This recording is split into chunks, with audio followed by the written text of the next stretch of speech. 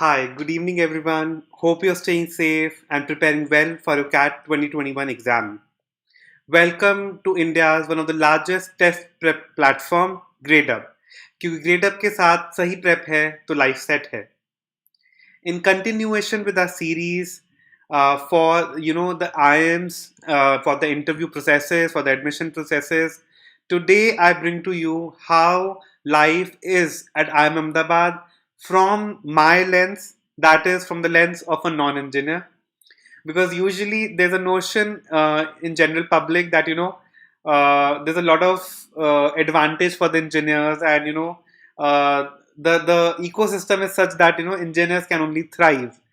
But today I'll debunk all those theories, all those concerns which many non-engineers have, especially, and I shall share my personal experiences and my time at Ahmedabad during the PGP flagship MBA program. So, before moving on, I would urge everyone to ask as many questions as possible. Post your comments in the comment section, hit the bell icon, and subscribe to the channel. And please share this video to as many MBA aspirants as possible so that their doubts are cleared and they do not remain in any kind of doubts, or they don't have any concerns. Because I think knowledge dissemination and transmission is very important, because without the right knowledge it's very difficult to even prepare for something as big as the CAT exam. So it's very essential to have the right knowledge before starting your preparation. Hi Abhinav, good evening. Hi Raksha. So yes, I'll start with the session, and you can please post your comments, your queries if you have in the meantime. So I'll first like to take up the area of a typical daily routine which I used to have at during my time. Usually it used to be very hectic and very tight schedule, and there used to be no space initially when I just started my MBA. I mean, specifically the first year is very hectic and very difficult. I mean, personally, I found it, and I think my non-engineer colleagues also were caught up in with a lot of activities. So typical day, our classes, morning classes, used to start at around 8:45, and then they used to go on till around 1:30. And what used to happen is that around after 1:30 we used to have lunch, and after lunch we could have had any surprise quizzes at exactly 1:45.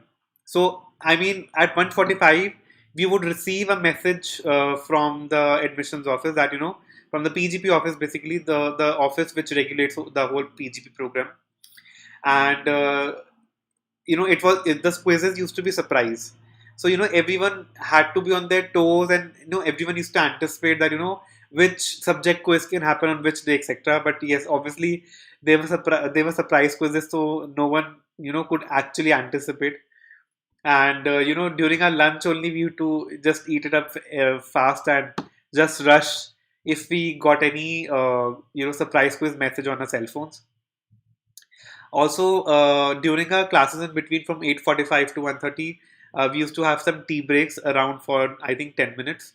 And in those tea breaks, since the schedule was so hectic, uh, they were snack sellers, etc., directly outside the classroom, so that people could just eat and go inside the classroom. Because even though we used to have the breakfast in the college mess early in the morning at around 7:30, the mess used to open.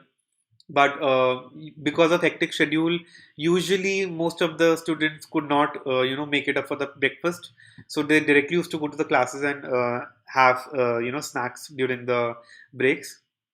But as far as my schedule was concerned, I was pretty punctual with all my activities, and I think I always made it a point to have breakfast before my classes, and attended all my classes on time, and then I used to go for lunch, etc. Also, there was a to avoid any latecomers to the class. The professors were very typical with the timings. So if someone is even late by few seconds, the door used to be shut of the classroom. So you could not enter the class if you're late by even a few seconds. So that was to maintain the sanctity of the program and the decorum of the class. So that was a typical morning routine during my first year. Then after the quiz, we used to have a bunch of assignments and other curricular activities lined up. So usually, they had to be gelled in, and it depended from individual to individual how you are tackling and juggling things. So basically, what used to happen was, as soon as you enter the first year of your MBA, you are also directly pushed into that whole process of CV making, CV vetting, and since your summer internships are just a few months in front, so it's very essential to also prepare for them and get those perfect CVs for those perfect companies ready. So you have three things going on with you. One, you have the academic life. Second, you have the co-curricular or extracurricular lives, where you're involved with various clubs and societies in college. And there's a separate selection process which goes into same, which is also a task in itself. So that is second, and third is then the placement internship preparation. So people who are targeting management consulting as a career, they have to prepare various cases, case prep as we call it. And so depending on the field you're targeting, you have to prepare for that. So a sufficient time used to go in that also. So you can just imagine the amount of time which used to be required and be eaten up in all these activities. And even though, I mean, people have this conception also that uh, students generally don't get sleep in the first year at IIMs. But I think that is generally not true. I think it depends from person to person, and I personally never woke up, I think, beyond 10:30, 11. I've never woken up. I mean, I managed my time well, and I was always there for all my classes, cases. I read each of the cases well in advance, and I think I never faced that issue. So I think it was more about maintaining that personal sanctity and personal virtue in a sense, I would say.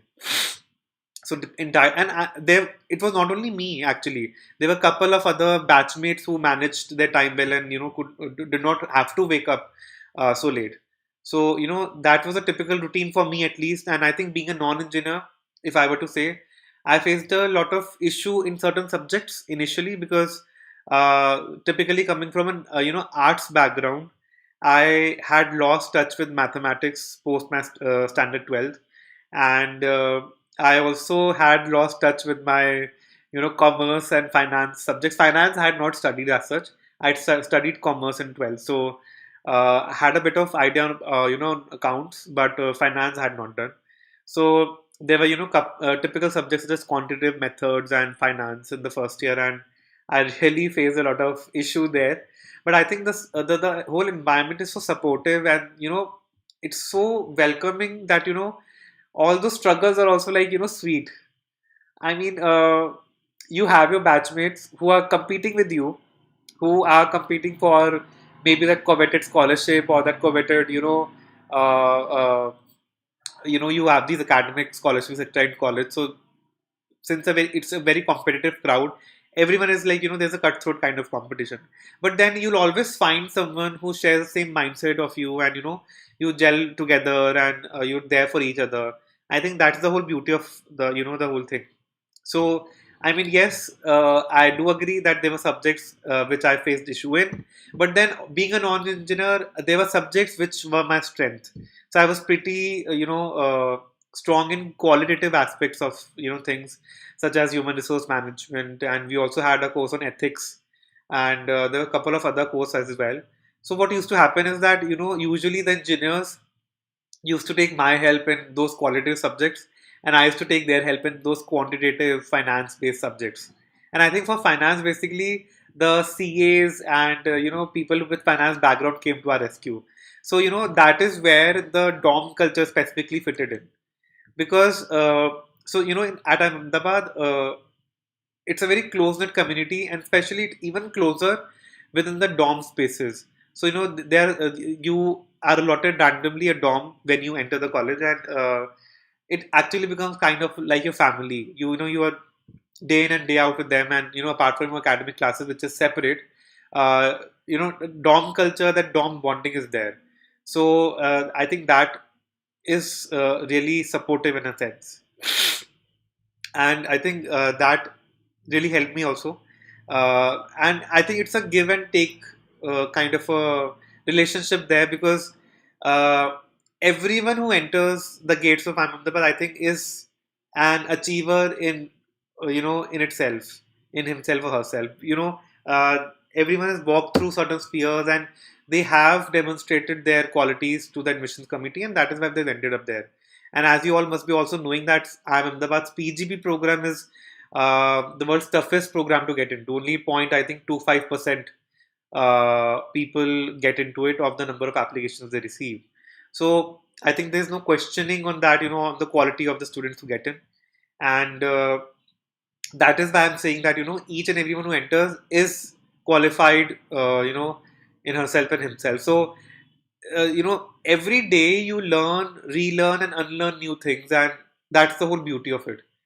And being a non-engineer specifically, even though I excelled in my areas of domain, but I also got to learn a lot on daily basis. So I'll just like to pause here and see if there's any question. Hi Saurav, hi Abhinav, hi Raksha. Please feel free to ask any questions, any queries you have, you know any kind of curiosity you have to uh, ask about life at Ahmedabad, or how is it, or any apprehensions you have. Please feel free to ask.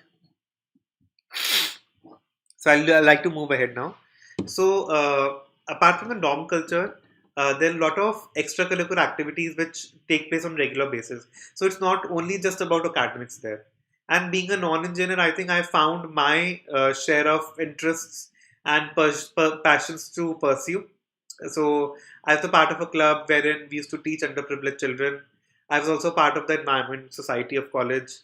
I was also a part of the flagship consulting student body of the college. So I mean, there's so many clubs. I think there are approximately, if I'm not wrong, there are around 30 to 35 clubs, and you can choose, to apply in any club of your choice. And there's a separate selection process which happens for each of the clubs.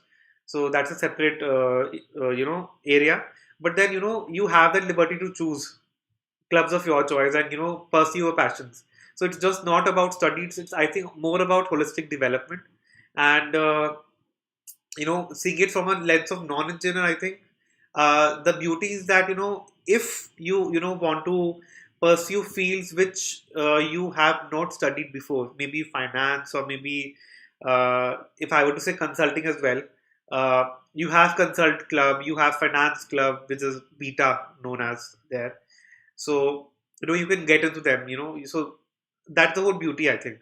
And then there are also various case competitions which are conducted with various corporate companies, and they also keep on happening on a regular basis. So basis the competitions, people are offered pre-placement interview or pre-internship interview. So the catch is there that companies are also interested in the students, and it is then upon you how you take up those things. And I think personally, if I were to take my case, uh, I was more involved in the co-curricular front and the societal front, along with the academics, of course. I think I did not much participate in any of the case competitions as such. I was more involved in the uh, corporate scholarships, basically, which various corporate organizations used to launch, wherein I have won two scholarships during my stay. So I think first I would like to since I brought this issue up also, I think no non-engineer is at a disadvantage once you step into the college. I mean, I myself was a non-engineer. I went through that same rigor. I've been through that same process. I was able to win two scholarships. One was for academics and one was for leadership. And the whole batch competed for it. So I think if I could do it, I think anyone can do it. And I think it's more about your willpower and how you're able to, manage your things well. And that was I think one of the most proud moments for me. Even I used to have this concern that how will I manage, there'll be people from engineering background, and other achievers from all walks of life. But then I think once you step in, since you have stepped in, you also are an achiever because the admissions committee, the college has seen something in you, and that's the whole beauty of it. So you should take advantage of all the opportunities which the college gives you at your disposal. So that's the whole beauty of it. Then I think if I were to take the last 3 points of internship, placement, and scholarships, I think they're equally open for all of them, all of the students of the MBA program, and specifically, everyone is free to apply. It depends basis on particular company requirements or particular company preconditions if some of them is set, but usually that does not happen. And for most of the companies, for most of the placement processes, and for most of the scholarships, it's open for all. I think there are some companies, one or two of them, which open specific scholarships for specific groups such as engineers, etc. But usually, I think 90% of the scholarships they open are open for all students in the batch. So you're free to apply, free to compete with your batchmates and win it. So that's the whole process that works like. So I think if I were to talk about my experience uh, in the first year vis-a-vis the second year, I think first year I took a lot of time to adjust, and a lot of time, significant time went in trying to just understand things. Since I had work ex before joining the MBA program, so I had also lost a bit of recency in touch with my academics. So that was one.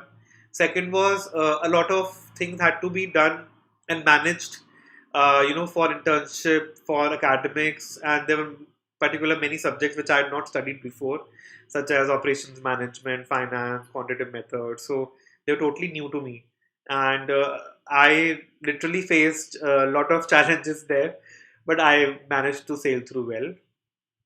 So I think I the time just passed by and I don't even remember how it passed by. PGP one was that, I think, and then I had those internship placements, got my internship, etc. So I think just passed by that. I think when I entered second year is what I could make most use of my stay there, because it was then when I got to meet a lot of my batchmates, because you there's a 400 plus batch size at Ahmedabad.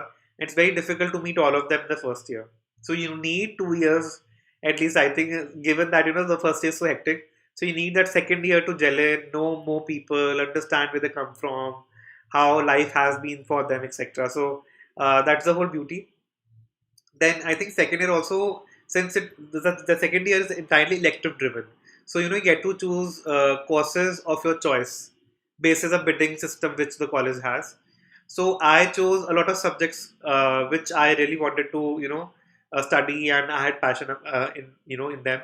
So I took a lot of subjects there. So I think I enjoyed a lot the second year, I think, typically, because there was more flexibility, there was more opportunity, in the sense that I could do live projects under professors, directly under the esteemed professors of the college, and there were certain courses wherein the professors took us for live field visits. So I remember there was this course on transportation systems, and we were directly taken to uh, the Mumbai airport, and we saw the ATC tower. We went inside and saw how it functions. So I think these things I would have never ever seen being a common citizen of India. But this is what I think doing an MBA from a good college gives you. It gives the privilege. It gives you those opportunities where you can explore new things, see things which you cannot generally see in in the common life. We were also taken to the JNPT port, and we assessed. We studied how the shipping industry works. So I think that was really interesting for me, and I chose subjects wherein I really wanted to learn and get an idea about. Also, to mention here, I took a course on public policy as well, and our Mr. Pranab Mukherjee had come there to teach us directly. So that was an eye-opening experience, and seeing such a big politician in front of us was kind of a dream come true. So I think that's the whole beauty. And I think being a non-engineer, if I were to reflect back, I thoroughly enjoyed those 2 years. I mean, those 2 years had their equal shares of, joy, sadness, surprises, and shocks as well. But I think they were worth every moment. I mean, it was really kind of a life changing, life altering experience which I had. And I think I'll never be able to forget those 2 years. So I think that's from my side about life at Ahmedabad from my lens, from my basis, my personal experiences, which generally can be a bit common for other non-engineers, like people from my batch. But then I think there's a lot of variation here because uh, a lot of processes depend on person to person. There's a everyone has distinct uh, strengths and weaknesses, different interests, passions. So a lot of that also depends. But I think there can still be a lot of commonality there. So that's the whole beauty of it. I'll now like to take some questions. So we have a question like from Shashwat. He's saying, I believe non-engineering like CA may have upper edge as they have financial background. Yes, Shashwat, I think they have upper edge in courses related to finance. I think this is based on my personal experience. But what I generally gathered from my experience is that they also used to face issues in quantitative methods or maybe subjects which they had never studied before. But yes, they were quite comfortable in subjects related to commerce, accounts, and finance. So they were pretty, good in them, and we used to take their help. So I think, so as I said before, also it was like a kind of a take and give relation there. The whole environment was so supportive. The ecosystem very, everyone's there for you. So, so suppose engineers are good in quantitative method, they'll help you. Non-engineers like people from arts, humanities background, they're good in qualitative subjects such as human resources, etc. They'll help the other people. And then people from CA background or finance background, good in financial aspects of things, so they help the batchmates in that. So that's the whole beauty of the whole process. Then we have another question from Shashwat. He's asking how much time does it take to repay loans for IIM-A, B, C. Shashwat, it will depend a bit on the kind of company you're joining. But if you refer to IIM-Ahmedabad's website, if you refer to the average CTC, I think given the amount of loan you take, you should be able to repay it easily within 1 to 1.5 years. Given this is given that the loan is only for the academic purposes of the college. What I mean by this is that you have not chosen to go for the exchange program which IIMs have, because they add additional money to your expenditure, and that comes to quite a lot. So assuming that you're not going on exchange, and you know you are taking loan for the regular tuition fee, etc. So I think, and you get a decent job. So I think you should be able to repay it within 1.51 years. But I think there's a lot of variability here also, because a lot will also depend on the kind of job you've got and your salary, and also then how much do you save and how much do you spend while during your job. That is another issue. So there's a lot of variability. But what the figures I suggested you, the basis, my experiences, and after talking to some of my friends who had taken loans as well. So this is basis that. So, any other question, any other query you have, please ask. So, we have a question by Yeah, I'll just take some more questions.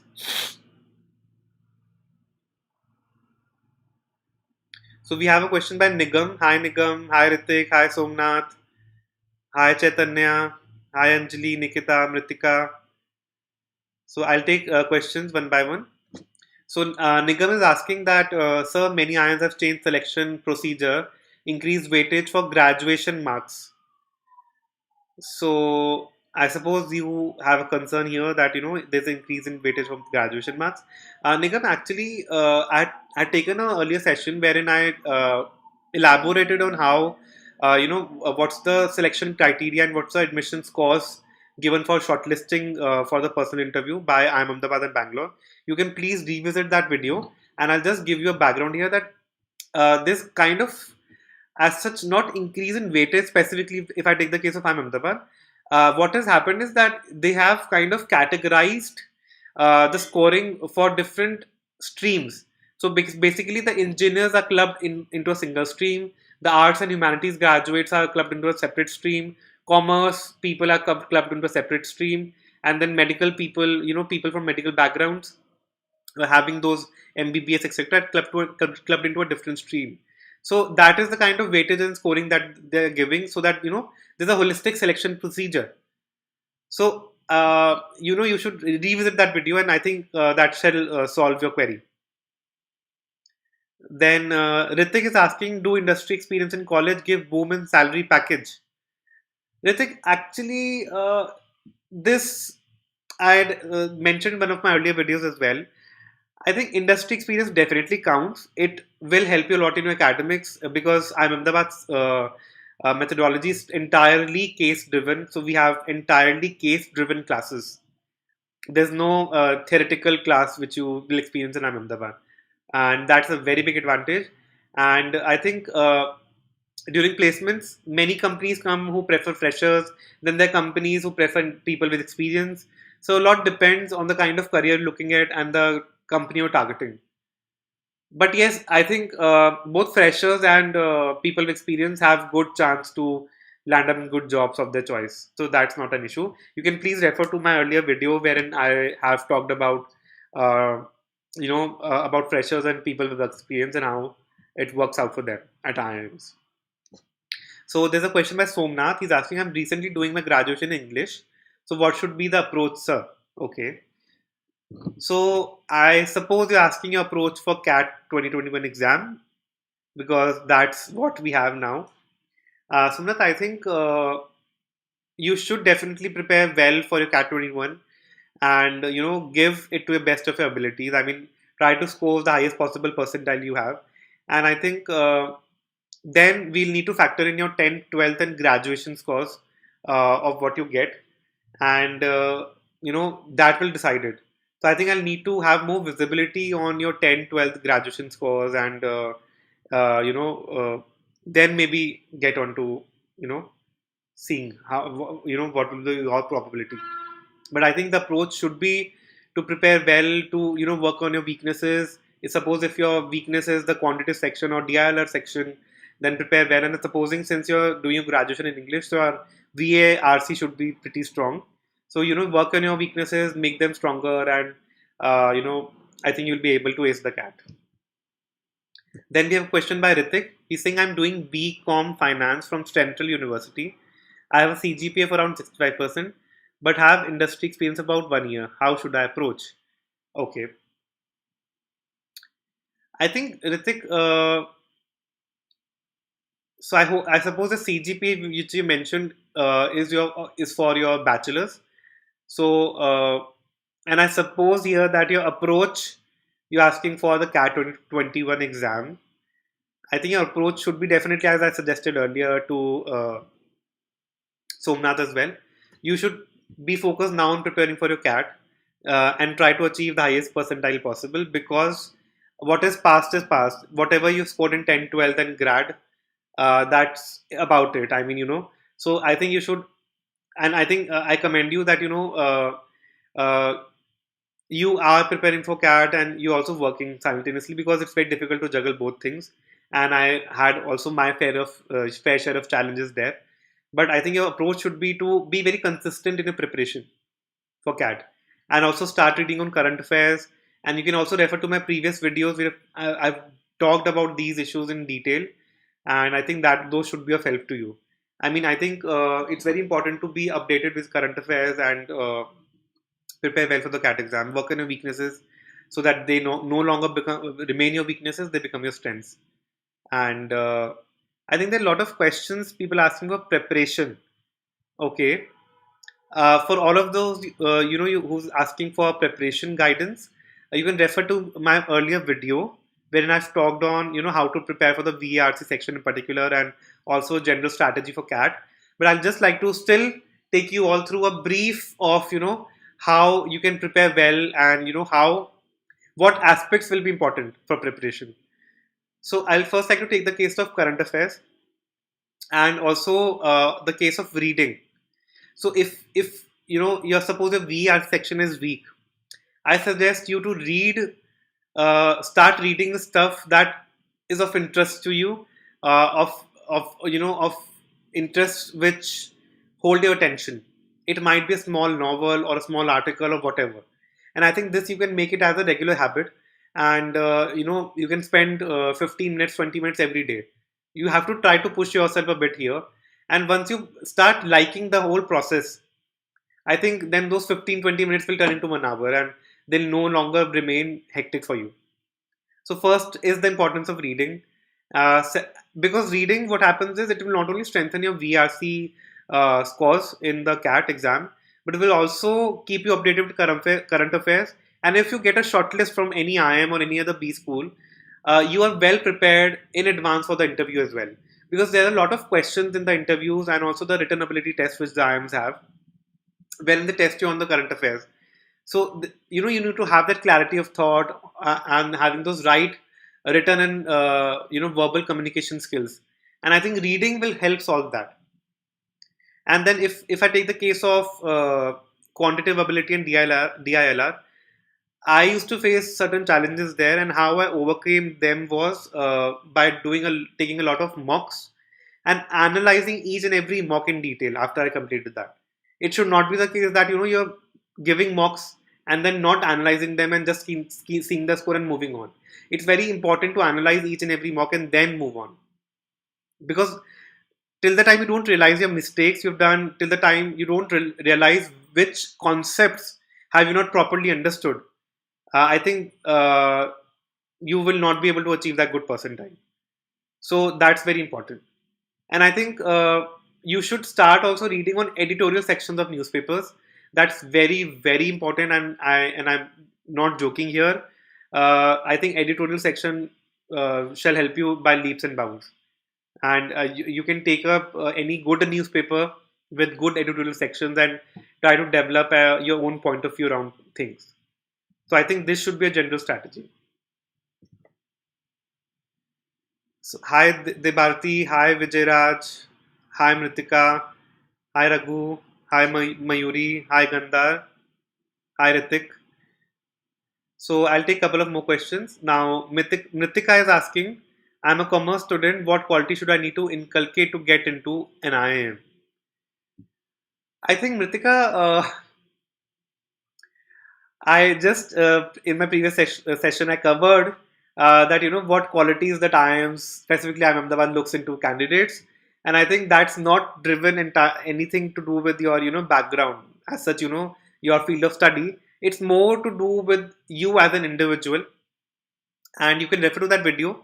But to just answer you briefly here, uh, I think qualities which you should inculcate first is, I think, authenticity. You should be authentic in your approach and your answers, and be honest about them.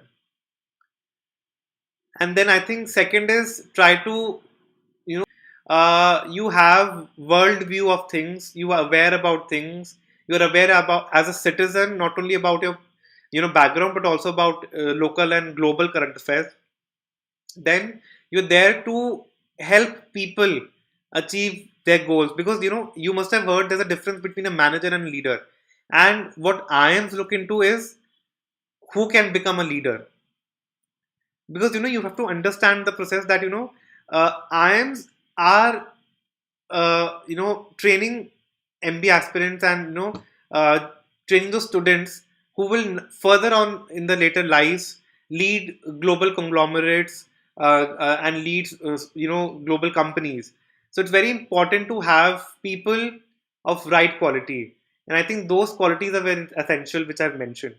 And this is these are not exhaustive lists. It will depend from interview to interview and how things move on. But I think uh, you can still refer to my previous video where I talked about this in detail, and I think that should help you.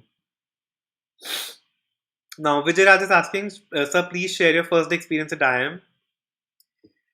Vijay Raj, very nice question. I think when I first entered the college, my first very day, I was just stunned by the beauty of the campus. And having watched the movie Two States, wherein the entire shooting has taken place in the college, I had fantasized about it since then, and always wanted to end up in that college, and had pushed all my energies there. And once I entered, it was like a dream come true, and the red brick building structure just you know puts you in a condition of awe. You are just spellbound. So, I mean, I think the first day just went in absorbing the surroundings and, finally realizing that I'm there. So, that was my first day, I think. So, there's a question by Anjali. She's asking, I'm a non engineer. Please help with your preparation strategy along with work. Okay. I think this is a very good question. I think I also faced a lot of time issues specifically during my preparation for the CAT exam, and it was my third attempt to tell you here. I did not clear the CAT in the first attempt, so it was my third attempt, and I think the strategy I followed was to be very consistent in my preparation. I mean, I made it a point to at least give 2 to 3 hours per day and prepare concepts, give mocks, etc. But I think usually weekdays I used to keep for my concept clearance and kind of mini problem solving, and weekends I used to keep for my mocks. I used to give as many mocks as possible and analyze them. So I mean, typically I used to give 2 to 3 mocks on weekends, like three on Saturday and three on Sunday, and then analyze them in detail. And then I also made sure to read editorial sections of newspapers. That I did not miss out. I think I read less novels as such. I was more consistent with my reading novels. So I think that helped me a lot. So then we have a question by Mayuri. She's asking MBA in consulting. Mayuri, can you please specify your question in detail? I'm not able to get it. I'll move on to the next question till you post your question in detail. Gandhar is asking how much does exchange program cost usually? Gandhar, it usually so actually the tuition fee is free since there's a mutual agreement between the colleges. But what you have to pay for is your flight expense, living expenditure, and whatever you eat. And most of the people when they go there, they travel a lot. So it depends on your personal pockets and your expenditure ability. So, but typically, I think what I've heard is, and also that depends on the region you're going to. So, Ahmedabad has a tie-up with one of some of the most prestigious colleges across the world. Yeah, you have colleges in Europe, in South Africa, in Japan, Southeast Asia, then North America as well. So that depends actually, I think. But usually, you can estimate it to be around on an average in the bracket of 5 to 10 lakhs at least depending, but that also depends on your expenditure. Ritik is asking, are you commerce without maths background? No, Ritik, I had maths till 12th and commerce, so that's not there. But yes, I had lost touch with maths during my undergrad. So after 3 years, then I again, went. I was doing maths for the CAT exam. So yes. So Anjali is asking, I scored 19 10th, 92 in 12th, but 59 in graduation and 65 in MCOM. Okay. So I think Anjali, your scores are pretty decent. They're not very bad. They're good, I think. And I think you can refer to my earlier video where I've talked in detail about Ahmedabad's, you know, selection criteria, admission criteria, and I think you'll be able to better judge about your probability. I think that will be helpful. But if you still have any doubts, please feel free to reach out to our counselors, and they shall solve your query. Nigam is asking, sir, did many IIM change selection procedure this year and increase graduation weightage? Nigam, for this year, for CAT 2021, the IIMs are still yet to release their selection criteria, and also notification from CAT website is yet to be released. So we don't still know what will it be or what holds in for CAT 2021. Gandhar is asking, if we get low percentile in CAT this year, should we take a drop or get WorkX? Gandhar, see, I would say here that it depends on your preferences. I mean, is getting an MBA very urgent in life for you at this moment, or are you only targeting good Premier B schools? And if you're targeting only good Premier B schools, definitely then I would say you should get work experience and not take a drop, because it taking a drop might seem very simple and easy, but then there's no short guarantee that by taking a drop you'll get an admission to a good school next year. Second is that it becomes very difficult to justify during an interview unless you have a very fair, authentic reason for it. Generally, if you just took a drop for an giving the CAT exam, that generally does not justify. So I would suggest, if you are aiming only for Premier B schools, you should get work experience and then simultaneously keep on preparing for CAT. Yes. Then Akshat, can you please elaborate on your question? You're asking, is there scope for MBA in it? Uh, whose scope are you asking about? Can you please post? Aditya is asking, sir, do work after 2 years are less employable in IIMs? No, Aditya, I think we are, you can refer to the IIM-Ahmedabad website also. There's a fair share of people with with more than 2 years of work experience, and I think that is not an issue. As I said earlier, depends. There are companies who come for different requirements, so that's not an issue. Then we have a question from Weber. He's asking, I scored 86 in 10th, 95 12th, currently an undergrad first year. Can I end up getting into IIM-Ahmedabad? And yes, I'm a non-engineer. You can definitely get, I think, your 10, 12 scores are very good. And you should, I think, given the kind of selection criteria IIM-Ahmedabad currently has, you should aim for getting a good undergrad score in your, bachelor's, and prepare well for your CAT exam whenever you plan to give it. I think you definitely have a good chance. And this is basis your 10th and 12th score, I'm saying. But if you get a decent, good score in undergrad and CAT, I think no one can stop you. Thank you, Anjali. Uh, we have a question from Prashant. He's asking, if I start preparing from today, is it enough time from now? I think yes, Prashant, you have enough time, I think, because it's just April which has started, and probably seeing the past, timeline of CAT, it's usually conducted in November, December, so you have fair amount of months for you. So I think that should not be a problem. You should start preparing well. So Gandhar is asking, while placements does past academics as well as B school academics matter?